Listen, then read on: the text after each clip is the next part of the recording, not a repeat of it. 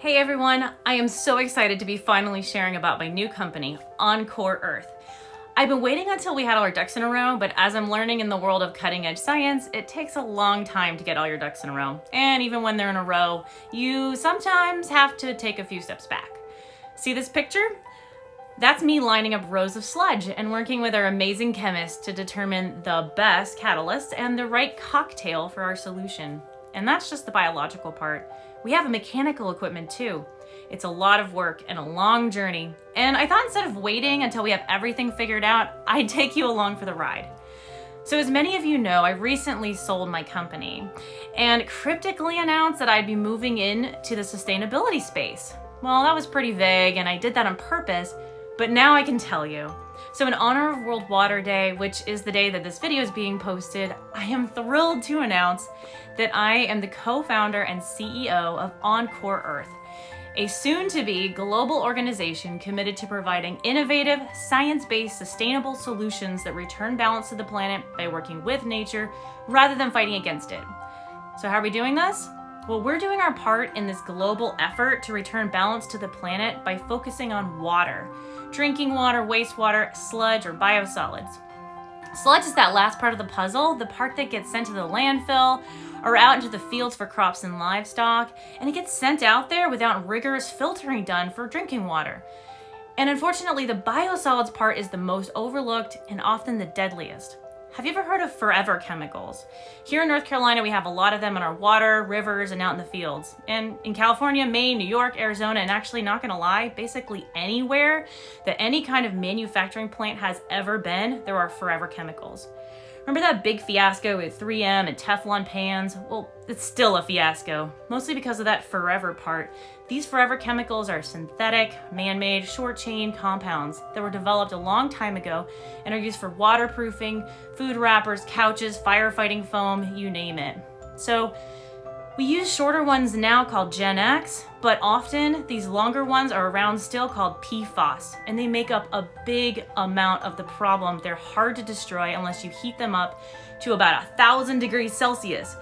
So I want you to go look this up or check out our website where we have tons of articles on these forever chemicals.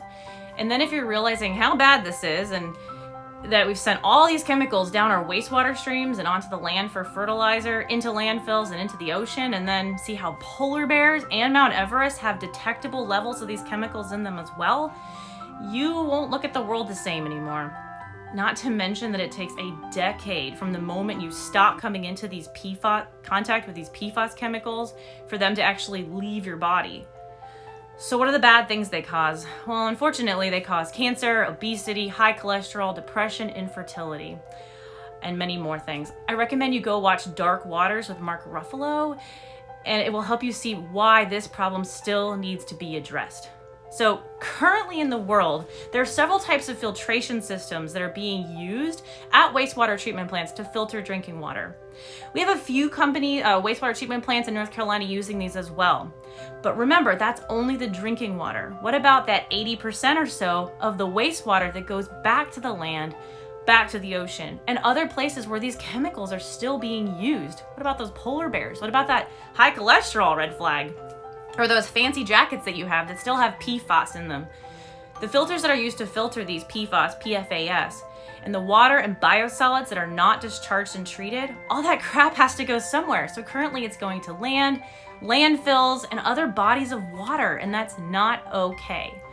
So at Encore Earth, our team, which consists of engineers, PFAS experts, chemicals, renewable energy leaders, and myself, and I might add, an amazing solution that we have is carbon negative, extremely low energy, and environmentally friendly.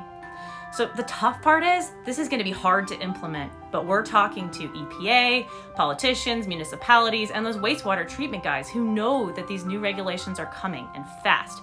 Everyone knows this is a problem, but no one has a solution quite like ours at Encore Earth. So I'm not here to give you the secret sauce today, but I am here to tell you that we're open for business, and I'll keep you posted on our progress over the next few months. Soon I'm going to head to Colorado, where we're going to be testing our mineral nanoparticles for a couple days in the lab to get them ready for prime time. And I will send you an update once I get back. So how can you help?